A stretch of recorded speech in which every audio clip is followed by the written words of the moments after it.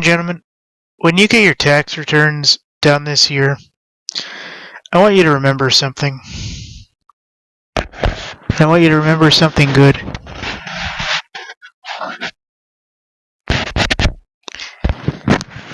There's something going on you should probably know involving Al Sharpton and no doubt Barack Hussein Obama.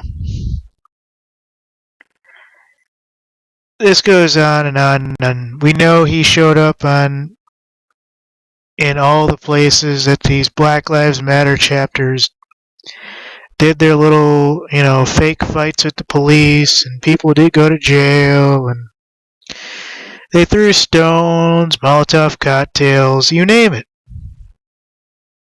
And remember, Obama's a community organizer, folks. He wants reality to be what is shown.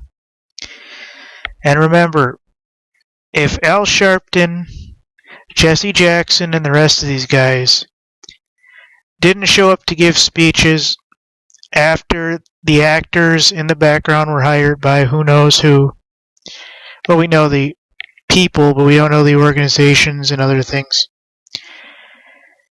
Remember, these actors, these hired actors like Jesse Jackson, Al Sharpton, and all the guys that were actually on the streets those nights throwing bottles at the police and forcing them to shoot tear gas and everything else. All these guys are basically fronting a reality that doesn't exist in America. And I want to give you one more. And I wanted to lead with this, but you can tell by the story that it is or it isn't true. Now, I seen this around about a week ago on a few other sites. So I can only imagine that this is partly true at this point. However, tax season isn't here, so I think this is not relevant at the moment. This hasn't come to fruition yet, so to speak. I have 2 or 3 sources that I have saw this on, 2 of which I have been able to find the original article, one of which has been taken down, the link isn't working, any number of things, you get the idea. So this may happen toward tax season, I don't know. Al Sharpton's $4.5 million that he owes in taxes, folks. His tax debt of $4.5 million, folks, has supposedly been forgiven by the Obama administration. Now, I don't have enough to know whether or not this is a 2013 debt, a 2014 debt, or a influation of 2015 debt. But there is a lot surrounding Bill Bellagio, who won mayor, President Obama, Al Sharpton, and all his speeches he gave during the Black Lives Matter Ferguson talks and I think it was a Freddie Gray shooting and all the others that him and Jesse Jackson got to and everything else. Anyways, folks, the idea is and has always been that these people will basically protect their own. And don't you dare to try to join their group because it will cost you more than you're willing to sacrifice. Meanwhile, these guys have been around forever and they pretty much, kiss each other's ass, so to speak. So, tax season hasn't officially hit yet, so the idea that this is actually true at this point, I'm going to say is bogus. I think it's either has been for last year or it hasn't come to pass yet, so this is why it's on all the third-party sites. Before it hits BBC, NBC News, among others. And the idea, folks, that Al Sharpton's $4.5 million has been forgiven and they're going to basically send the army, the local army, to your house to collect the $5,000 or $10,000 that you owe is basically treason and unjustified criminal assault on the IRS and pretty much everything else that you can name. I mean,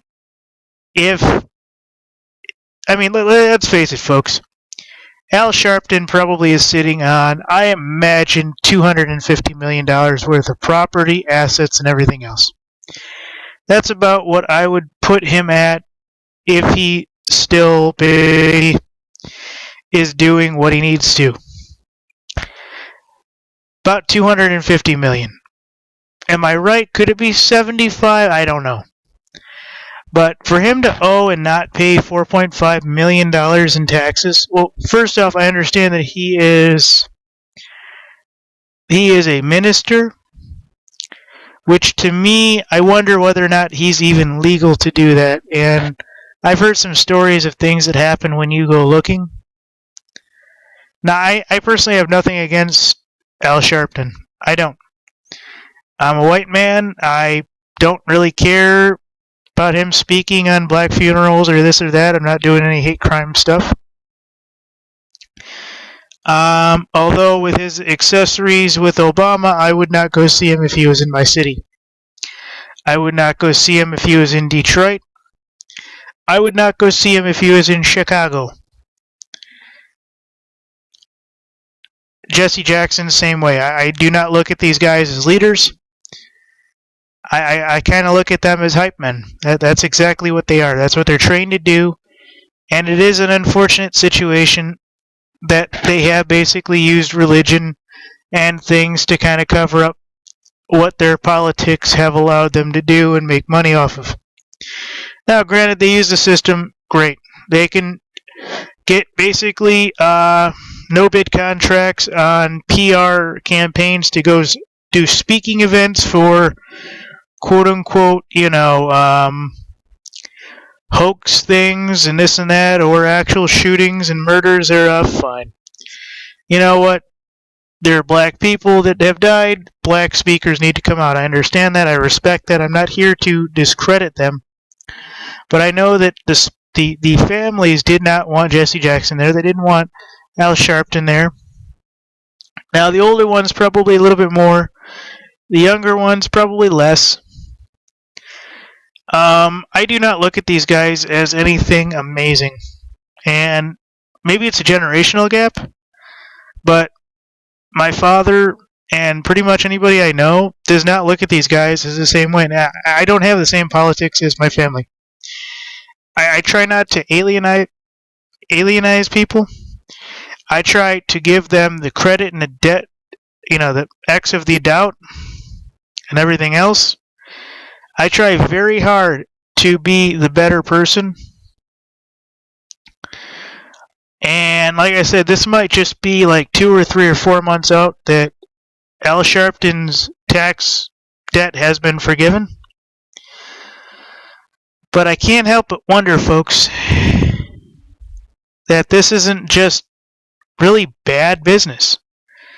I mean, if 100 millionaire, millionaire that has the potential earning of $100 million owes 4.5, he needs to pay it forward. Now, if his ministry, I forget the form, folks, I apologize, omits him from paying taxes, then he doesn't owe that money, no problem. But if he legally owes 4.5 million, then he should be arrested and at least have to pay a quarter of it if it's that he has money. And as much money as I think Al Sharpton has should put him at the highest, probably about a $250 million if you consider all his churches, all his assets, all the money he's seen in his life, what his name and his faculty and everything else is worth. If you group it at the highest level possible, I don't see it going above $250 million. So the idea that this man may not live in a mansion, I don't know anything about his assets, and I'm trying not to get into any of that because I do respect people in the ministries. Some of them do live a little bit more luxurious than others, and some of them do deserve it. Some of them go overseas. I know a minister right now that goes over to Ghana and everywhere else, and who knows, the kind of situations that he goes into on his day-to-day and does missionary work, and he probably comes back to a less than 2 mil lifestyle. And yet you have hype men like Al Sharpton, Jesse Jackson, etc., who basically are on presidential payroll to be hype men, to claim they are religious leaders of the community, to claim everything and anything. They've built up their status over the years so they can retire rich, etc., etc., etc. That's fine. I'm not arguing that. And in the end, in the beginning, they probably fight the good fight. And they probably won the good fight. I have no doubt that in the beginning, Jesse Jackson and Al Sharpton, among Rosa Parks and others, were not the leaders of the fight. They were. Or at least they were supposedly the leaders. And they won, supposedly. And now they're basically PR managers. So, what I really want to say, folks, is that if this ends up being true, when the government comes and tells you you owe $5,000, when the government comes and tells you you owe $10,000, $15,000, whatever it is, and they say this is being recorded, I want you to say, well, if you guys were to go after Al Sharpton and all these millionaires that owe all this money, you guys could pay off all our debts for free. Because you would have, 10 to 100 times the surplus, and you wouldn't even have to bother us. I mean, that's ridiculous, folks. Absolutely ridiculous. Thank you.